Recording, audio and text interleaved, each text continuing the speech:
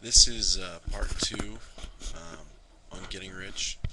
The topic is why should you get rich? And I'm going to just take my notes and I'm going to give you Robert Kiyosaki's view. Um, this is obviously something I'm very passionate about. Um, why should you get rich? It's a big question. A lot of people probably, if they really thought about it, if you really ask a group of people, they'll say, yeah, I want to be rich. But what are they going to do to get rich? And people don't know. Um, but here's a compelling reason, because I firmly believe if you don't have a why, um, then it's very hard to get rich. You can't just get rich because you want to get rich. You have to have a reason for it. And I'm gonna give you a couple thoughts here. Um, I think the main reason why you should want to be rich, beside your own personal ambitions and stuff, is because America and many other countries are becoming two-class societies, rich and a poor. Um, if you don't make a decision to become rich, I think the chances are is that you're going to be poor because the middle class is shrinking. If you want to be part of the middle class, you should probably choose to live in either India or China because their middle classes are growing. Um, people in India and China, um, most of the people in the middle class there aren't living any better than our poor. So the reason why I think you should get rich mainly is because it allows you the freedom to do the things that you want to do. The biggest complaint I hear from people is we're not truly free in this country. And to a degree, you're right. Um, because financial freedom really, truly allows you to be free. People say, oh, I don't want to be rich. Being rich doesn't mean that you'll be happy. And that's true to a certain extent. But I'd rather be rich and happy um, than poor and happy, or poor and miserable, or rich and miserable. So you need to make a decision to be rich and go after your goals, go after your dreams. Um, and I think if you're really passionate about your goals and dreams, most of them will lead you into financial freedom. I'm not saying you're going to be a multimillionaire or a billionaire, but following your goals and invoking your passion and or passions in life, I think will put you well on your way to financial freedom. But I'm a little bit of a different thinker, so um, many people may view me as an optimist in that situation. I think of myself as a realist before anything, and I know what people are capable of. I've seen people start from the bottom and work their way up to the top with help and without help. The bottom line is you can make excuses about your situation, from now till the end of time. But unless you actually do something in order to get rich, then it's not going to happen at all. Um, the biggest problem with people, I think, is their lack of financial intelligence. Um, and I'm very passionate about financial intelligence being taught in schools. I don't think it's taught enough, if at all. People need to realize, like I've mentioned before, why credit is so important and why you need to have a high credit score, a high FICO score. Um, it's very important. It's Credit card debt is probably the worst thing you could ever get involved in. I mean, who created the concept of, oh gee, I don't make enough money to pay for this. Let me pay for it later. Except I'll pay more than I would pay now if I had the cash to do it.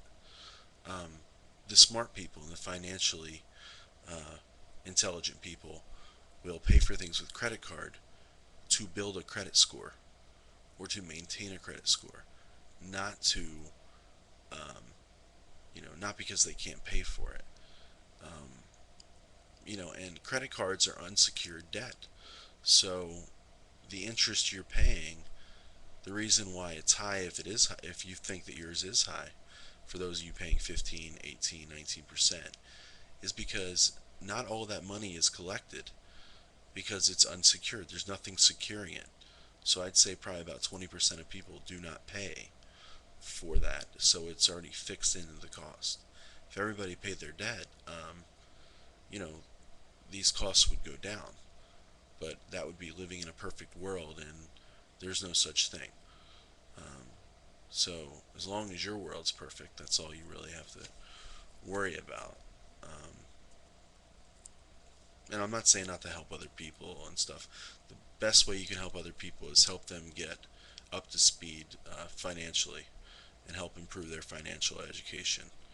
Um, I would love to see, and I'm going to press really hard to see this implemented in schools, um, from you know from K to 12. I think there should be some type of class, whether it be 20 minutes a day, that stresses the importance of a investing your money properly, and b credit scores, credit cards, and just focus on the economic aspect of it.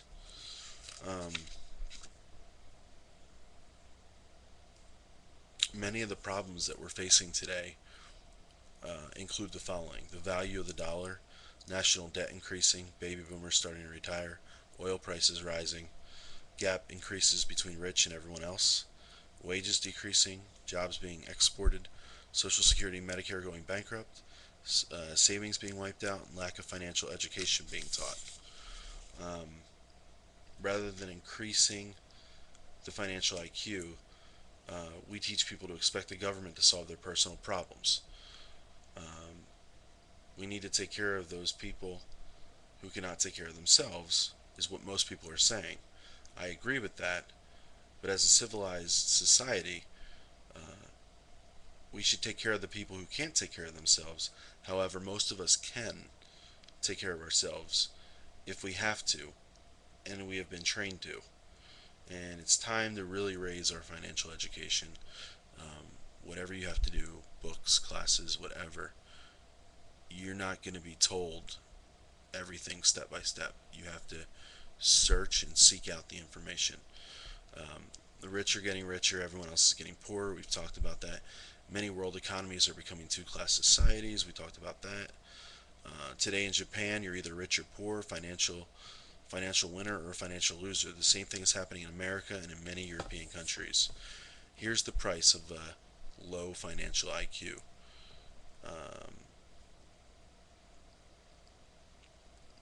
the quote is by Donald Trump: "We cannot solve today's complex financial challenges with yesterday's financial intelligence."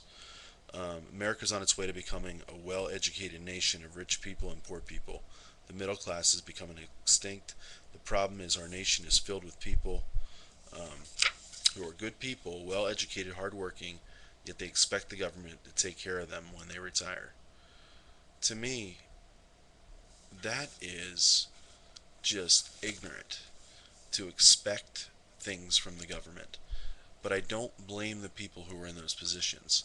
I blame the people who were in the positions to not teach that information, whether it be parents, teachers, uh, but nobody's really stressed this. Nobody has stressed this. Um, it's kind of like before, this is a really bad comparison, but before the AIDS epidemic, nobody really considered safe sex unless it was to prevent pregnancy. And then once AIDS became a big epidemic, then people started wearing condoms and using other contraceptives and ways to prevent it. You need to prevent yourself from being a financial disaster because it will set you back so far in life. Um, it'll set you back at least 10 to 15 years, and you need to get really smart financially. I cannot stress that enough. You need to make things happen. You need to do your research and make yourself educated. It's nobody else's responsibility but your own, and I'll be here to help you.